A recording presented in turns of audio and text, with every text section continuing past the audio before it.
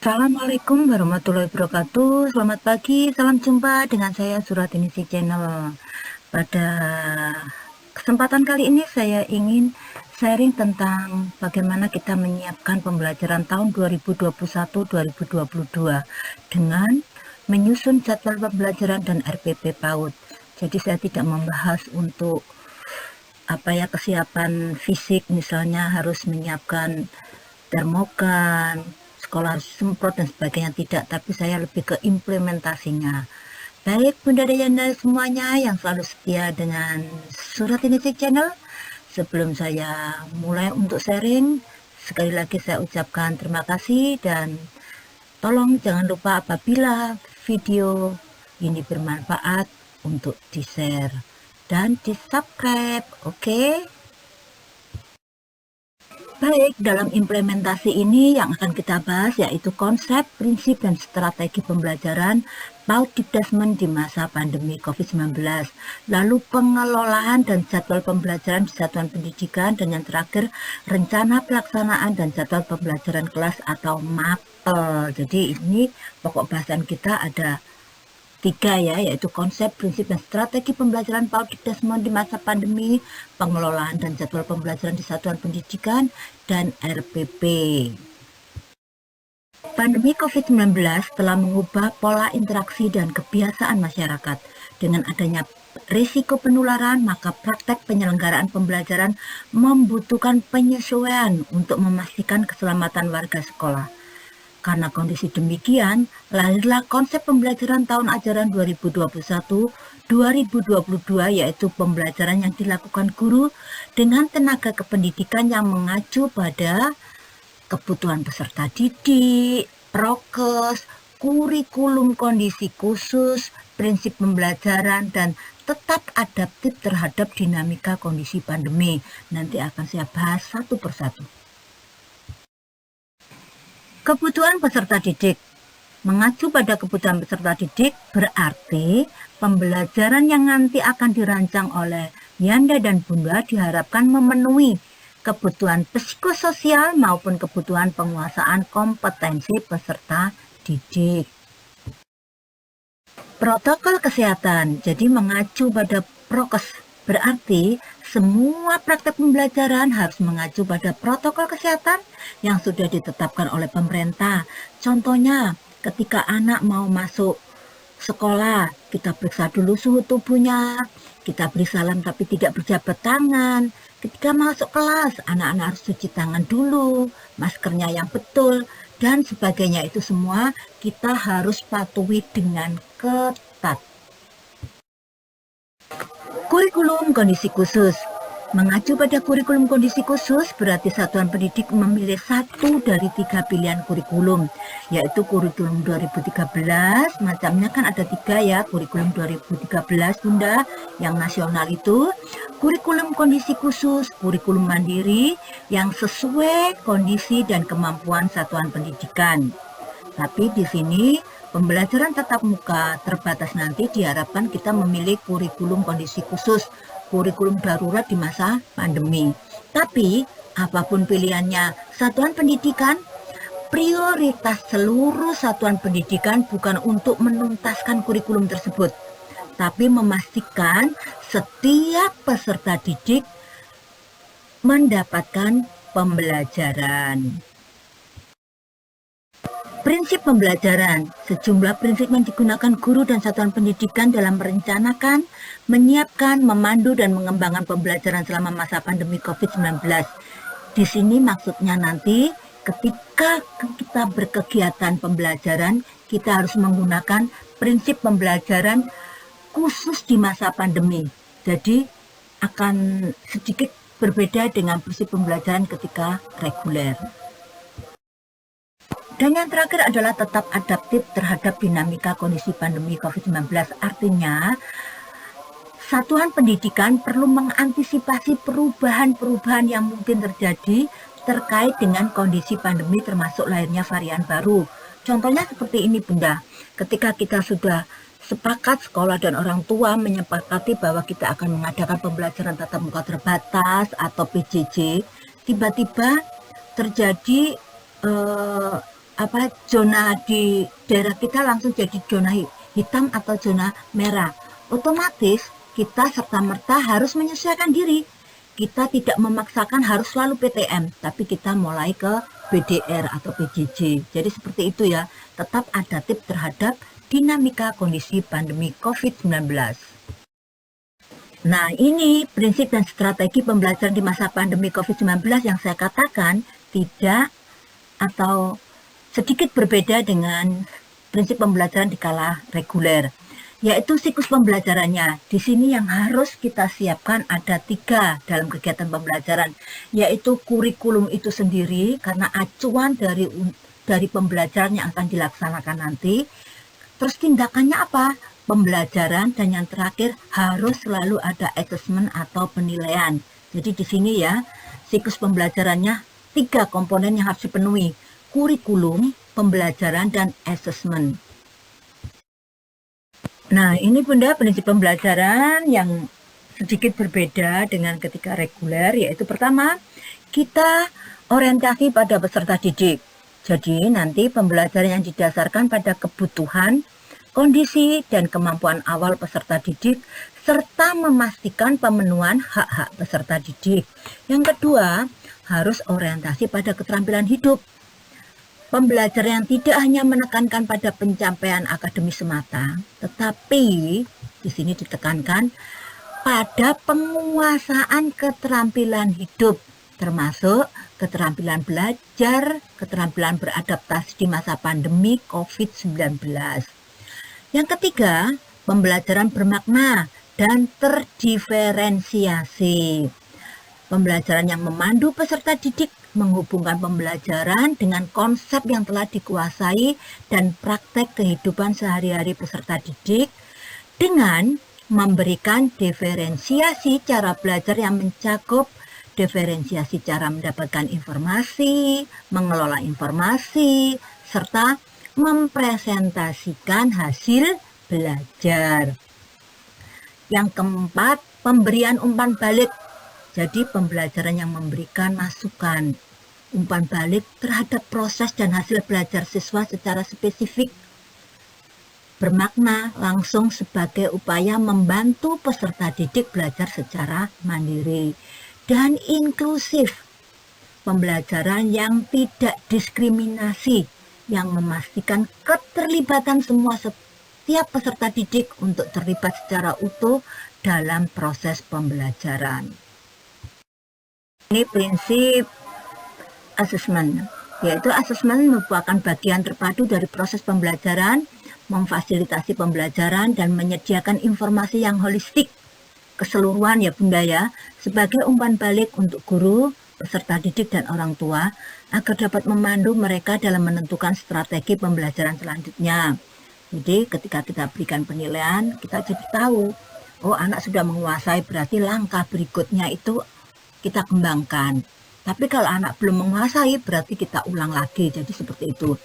Asesmen dirancang dan dilakukan sesuai dengan fungsi asesmen tersebut, dengan keleluasaan untuk menentukan teknik dan waktu pelaksanaan agar efektif mencapai tujuan pembelajaran. Lalu, asesmen dirancang secara adil, proporsional, valid, dan dapat dipercaya. Tidak mengira-ngira, tidak fantasi ya gurunya. Jadi, kemarin saya lihat dia gini. Belum tentu ketika hari ini bisa, besok dia bisa. Karena disesuaikan dengan mood anak. Kalau anak PAUD biasanya seperti itu ya. Laporan, jadi kemajuan yang dicapai itu harus kita laporkan ke orang tua.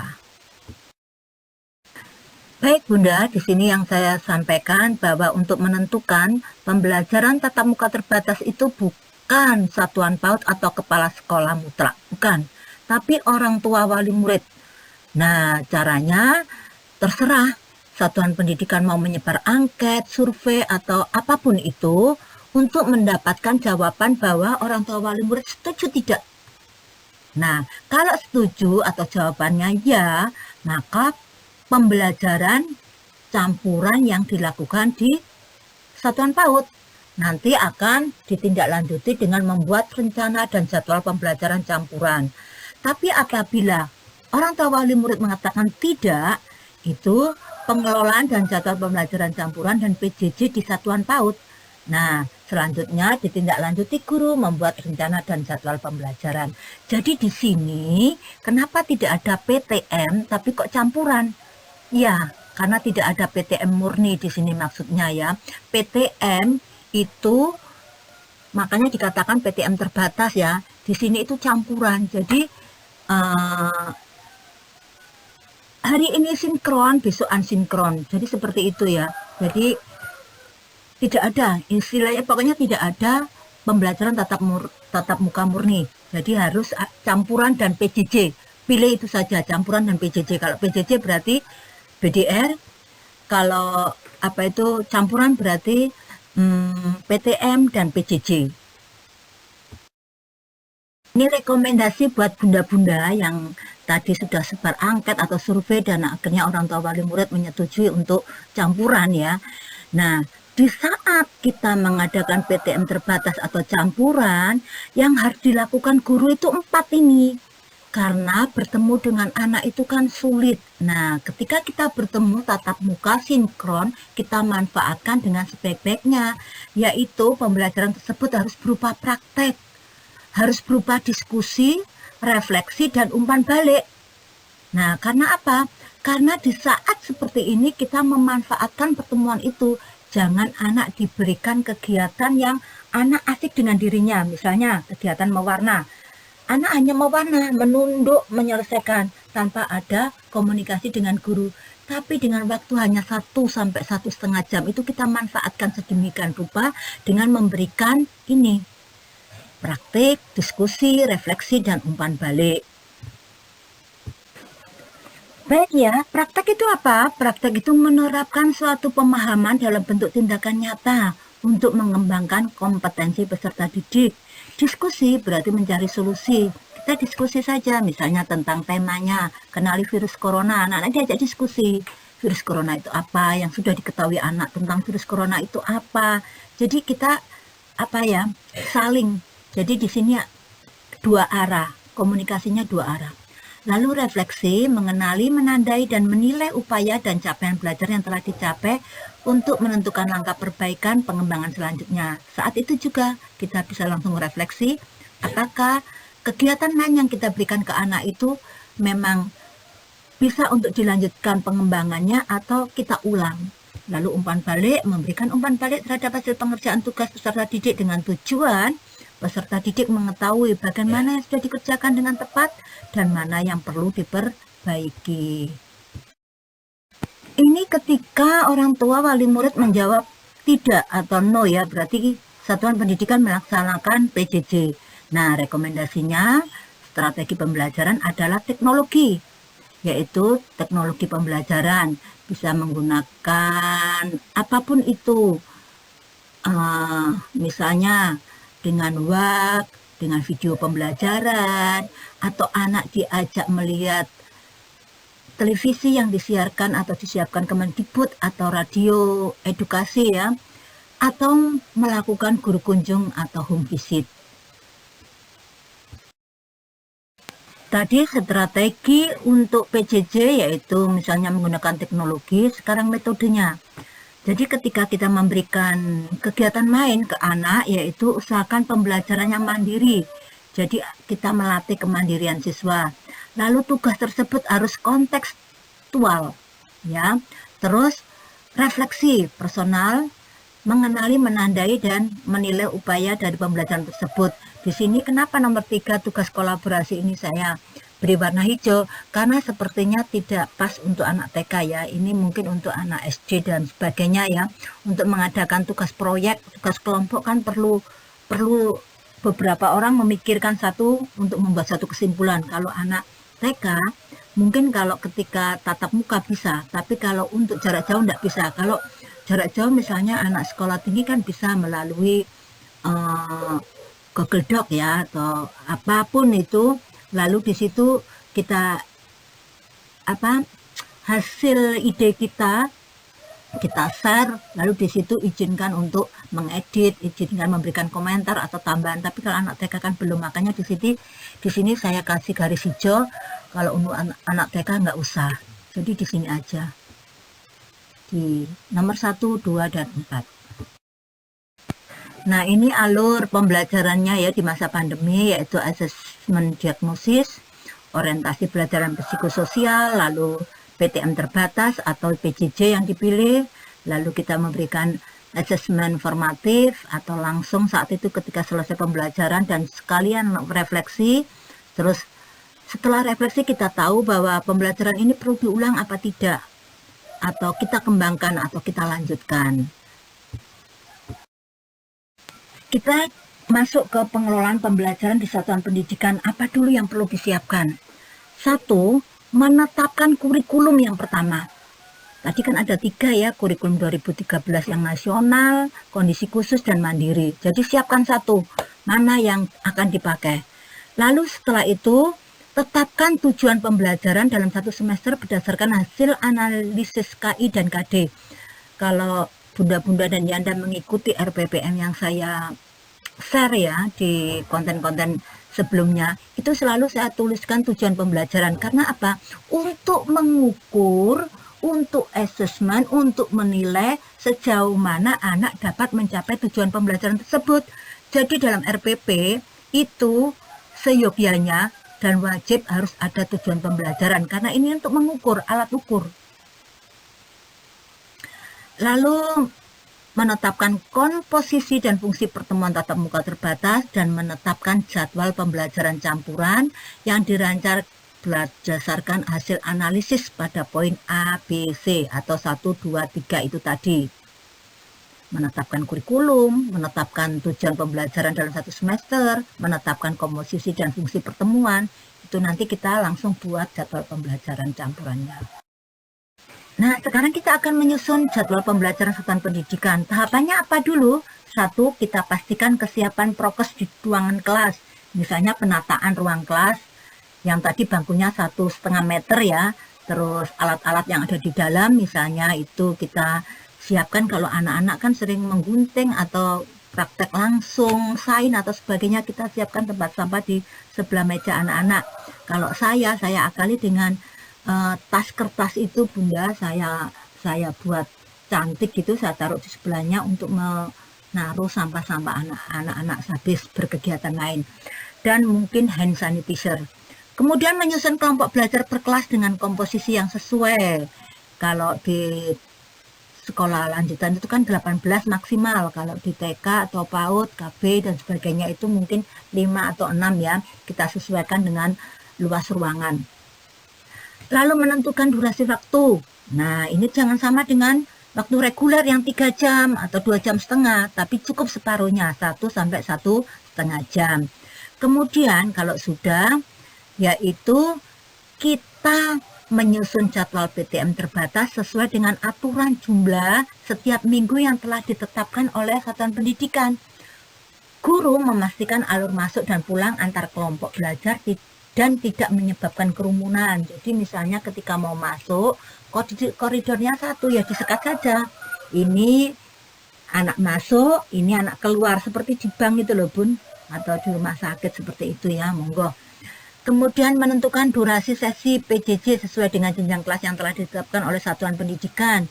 Menyusun jadwal PJJ sesuai dengan aturan jumlah PTM setiap minggu yang telah ditetapkan. Nanti saya beri contoh langsung ya.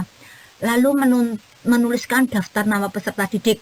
Jadi setelah kita tahu bahwa campuran ya, misalnya kita ini murid kita misalnya 10 ya, kita bagi 5-5. Sekarang kita tematik atau pertemuan, besok PJJ.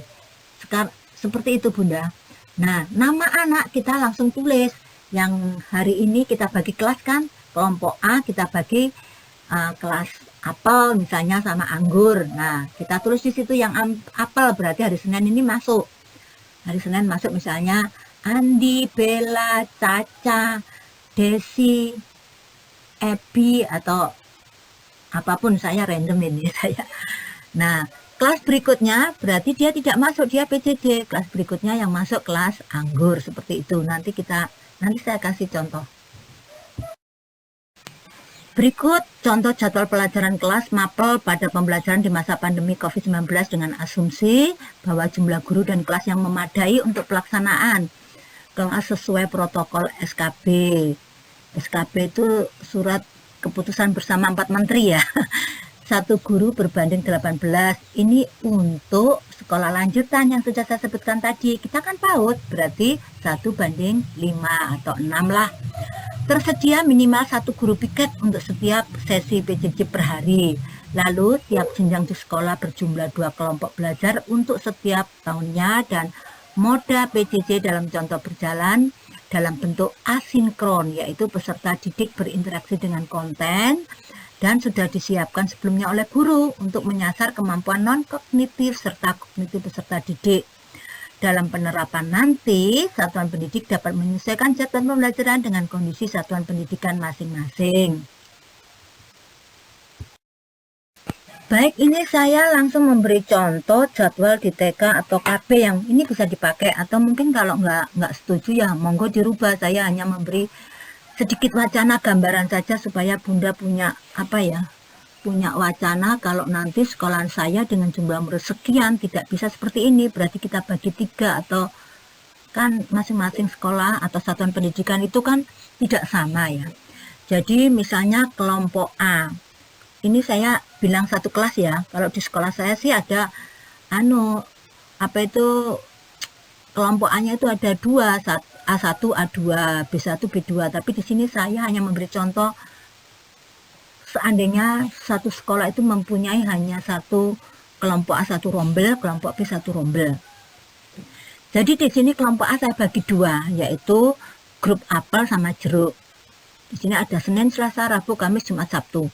Apel waktu hari Senin itu PTM tematik ya, jadi pukul 8 sampai 9.30. Jadi di sini saya pakai durasi waktunya 1,5 jam. Lalu Selasa dia bagian PJJ tidak masuk sekolah. Lalu Rabu masuk lagi, Kamis tidak, Jumat masuk, Sabtu tidak. Nah, sekarang yang grup jeruk. Hari Senin dia tidak masuk, dia PJJ. Hari Selasa masuk. Hari Rabu PJJ, hari Kamis masuk. Jadi selang-seling gitu Bunda ya, karena kita bagi hanya dua mode. Tapi kalau seandainya muridnya banyak, gurunya sedikit, itu bisa diganti 3 mode ya. Tapi ini kan saya hanya membuat 2 mode karena yaitu tadi hanya contoh. Terus kelompok B sama seperti itu, saya kasih grup ikan dan pupu. Senin masuk, Selasa tidak, jadi seperti itu kita selang-seling ya. Nah, kalau 3 hari bagaimana Bunda? Monggo, misalnya gini, apel ya, masuk tidak masuk, masuk tidak masuk, berarti di sini jeruk tidak masuk tidak masuk tidak, seperti itu. Jadi usahakan sama ya, ketika apel itu PTM-nya itu masuknya 2 kali, usahakan di PJJ juga 2 kali di grup lainnya. Jadi seperti itu, harus seimbang. Sekarang bagaimana menyusun RPP? Seperti tadi sudah saya sebutkan ya, kita analisis rencana dan jadwal pembelajaran ditetapkan oleh satuan pendidikan termasuk KI dan KD dalam kurikulum yang ditetapkan ya. Jadi jangan sampai tumpang tindih gitu loh. Misalnya untuk KI 1.1, 1.2 itu kalau untuk 6 saya sudah cukup gitu, jadi saya tidak pakai 3.1, 4.1, jadi kita pakai yang bisa mencakup semuanya. Kalau kita 1.1 ya, kita bersyukur itu sudah ada doa, sudah ada akhlak baik, yaitu dengan misalnya tanaman, kita merawat tanaman karena kita bersyukur, seperti itu. Jadi saya tidak pakai 31, 41, 32, 42 seperti itu. Jadi supaya tidak tumpang tindih, karena di sini kita tidak dituntut untuk menuntaskan kurikulum. Jadi kita pilih KI dan KD yang hampir sama, kita jadikan satu gitu loh. Terus untuk melakukan asesmen diagnosis terhadap kondisi peserta didik, maksudnya apa? Kita tahu kemampuan awal siswa. Jadi kalau di sini kita bisa, kalau saya guru kelompok B ya, saya tanya ke guru kelompok A, anak-anak yang kelompok B sudah sampai di mana? Oh, sudah bisa misalnya praliterasi, sudah kenal A sampai Z Bunda, sama A I U E O-nya, vokalnya. Berarti di sini nanti saya hanya melanjutkan. Pertama mungkin saya review dulu, kemudian minggu berikutnya saya lanjutkan anak-anak sudah mengenal suku kata. Contohnya seperti itu. Bagaimana dengan numerasinya? Oh, sudah mengenal 1 sampai 10, berarti saya lanjutkan. Kalau karena BDR Bunda, jadi dia tidak bisa. Dia itu hanya mampu sampai 5, sedangkan huruf sampai. Nah, berarti kita sudah tahu titik awal dari anak yang di kelompok B, kemampuannya seperti itu. Berarti saya di kelompok B nanti melanjutkan. Lalu menyusun jadwal pembelajaran kelas atau mapel yang berisi pembagian kelompok belajar, durasi, dan waktu pelaksanaan sudah saya sebutkan tadi. Lalu menyusun RPP di masa pandemi yang minimal terdiri tujuan. Nah, ya toh, selalu ada tujuan. Membuat RPP, tolong selalu tulis tujuan. Karena apa? Untuk kita bisa menilai ketercapaian pembelajaran atau kegiatan main yang sudah kita berikan. Bisa nanti kita tulis juga di indikator penilaian ketika kita buat checklist. Lalu melakukan pembelajaran berdasarkan RPP dan jadwal pembelajaran.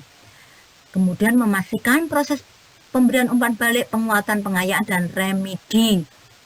Di sini jangan berpikir remedi itu yang bagaimana. Tidak. Kalau untuk anak PAUD pikiran kita sederhana saja. Berarti hari ini misalnya kita mengajarkan tentang, ini kelompok B ya Bu ya, suku kata, babi bu bebo. Yang bisa hanya dari 5 yang masuk, yang bisa hanya 2, yang 3 tidak. Berarti hari berikutnya itu kita harus mengulang lagi. Tapi ketika hari ini babi bu bebo lancar, anak-anak sudah bisa, sudah kenal. Berarti kita hari berikutnya kita langsung naik jadi caci-cici. Seperti itu contoh sederhananya ya. Jadi seperti itu Bunda. Nah, di sini pentingnya bermain ya. Dalam PAUD, terutama di masa pandemi ini, jangan kita memberikan tugas yang membebani anak. Jadi buat anak jadi mood booster, buat anak menjadi happy, buat anak menjadi bahagia belajar itu. Yaitu selalu. Dan buatlah pembelajaran itu menjadi permainan kreatif yang memungkinkan perkembangan konsep diri, mendukung peserta didik untuk tumbuh serta mandiri dan memiliki kontrol atas lingkungannya. Bunda, kan praliterasi sama pranumerasi, bagaimana kegiatan mainnya? Bisa, misalnya dengan game. Saya selalu memberi contoh itu di RPPM yang sudah saya share di konten-konten saya yang dulu. Misalnya gini, kita game. Yuk, siapa yang tahu su itu apa? SU. Kita nulis di udara yuk. SU. Ini anak senang yuk. Tidak harus selalu menulis di bawah atau tebak kata, tebak gambar. Coba Bunda punya gambar apa? Bola. Anak-anak menyebut ketika melihat ada gambar bola. Kita tulis bola yuk di udara. Apa dulu ya kalau bo itu? B, O, la itu apa? L, A. Seperti itu.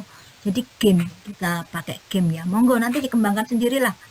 Lalu melalui bermain, peserta didik dapat menemukan hal yang baru, bereksplorasi, meniru, mempraktekkan kehidupan sehari-hari sebagai sebuah langkah dalam membangun keterampilan menolong dirinya sendiri. Keterampilan ini membuat peserta didik merasa kompeten. Contohnya, misalnya kita mau mengenalkan virus corona dengan penyebarannya. Kan virus corona itu lewat udara, dia juga suka menempel di tangan kita. Supaya tidak tersebar, terinfeksi ke kita harus mencuci tangan. Mencuci tangannya harus yang bersih, dengan pakai sabun. No, tidak pakai teori saja, tapi praktek ya. Jangan praktek langsung langkah cuci tangan, tapi kita lihatkan ke anak, benar tidak, kalau jari kita, tangan kita mencuci tangan tidak pakai sabun itu, kuman masih menempel, misalnya pakai sain jari anti merica. Jadi seperti itu Bunda. Guru sekali lagi yang harus mengembangkannya. Terus kemudian bermain membuat peserta didik mampu menerima, berekspresi, dan mengatasi masalah dengan cara yang positif, serta mengenal emosi. Jadi ketika anak-anak bermain, kita bermain dalam hal ini belajar bermain ya. Jadi anak-anak tidak mengalami rasa tertekan ketika dia nggak enak atau apa, tidak. Buatlah suasana yang happy ya. Jadi jangan membuat anak-anak menjadi down. Bermain merupakan alat yang paling kuat untuk mengembangkan kemampuan berbahasa peserta didik. Melalui komunikasi inilah peserta didik dapat memperluas kosakata dan mengembangkan daya penerima serta mengekspresikan kemampuan berbahasa mereka. Nah, kalau di sini saya itu punya Mobile Maker. Ini buku yang akan saya tulis. Di sini saya membuat suatu pendekatan yang lebih mengena ke anak. Nah, nanti ketika anak-anak ini sudah saya praktekkan sih, dan anak-anak saya, khususnya murid saya itu enjoy banget. Bahkan ketika ada kegiatan yang harus dilakukan di keluarga, orang tuanya mengajak anaknya libur, itu tidak mau. Tidak mah, nanti Bunda Nining itu punya sesuatu yang baru yang asik. Selalu saya katakan gitu, besok anak-anak masuk ya, Bunda mempunyai sesuatu yang baru dan asik. Kalian kalau tidak masuk pasti rugi, pasti menyesal. Nah, di situ kita motivasi anak. Lalu selama bermain, peserta didik juga mengembangkan kemampuan kognitif dengan menerima pengalaman baru, memanipulasi alat dan bahan, berinteraksi dengan orang lain, dan mulai merasakan dunia mereka. Sebetulnya saya ingin memberikan contoh banyak ini ya, tapi kan karena durasi nanti panjenengan semua bosan, mungkin next ya akan saya bahas bagaimana membuat kegiatan-kegiatan bermain yang bisa membuat anak happy untuk belajar. Dia belajar sambil bermain, dia benar-benar tidak merasakan itu belajar. Jadi di sini intinya guru PAUD maupun orang tua perlu memahami konsep belajar sambil bermain. Pentingnya konsep ini untuk membongkar miskonsepsi bahwa capaian belajar PAUD itu dilihat dari tercapainya kemampuan melalui asesmen membaca, menulis, dan berhitung. Selama ini seperti itu. Orang tua selalu, anakku isok moco, isok berhitung, berarti dia pinter. Kalau tidak bisa itu, walaupun dia lainnya pinter, belum pinter, makanya dileskan. Nah, ini kita buat atau kita buang miskonsepsi tersebut. Dari semuanya itu, kriteria keberhasilan pembelajaran di masa pandemi bagi kepala sekolah apa?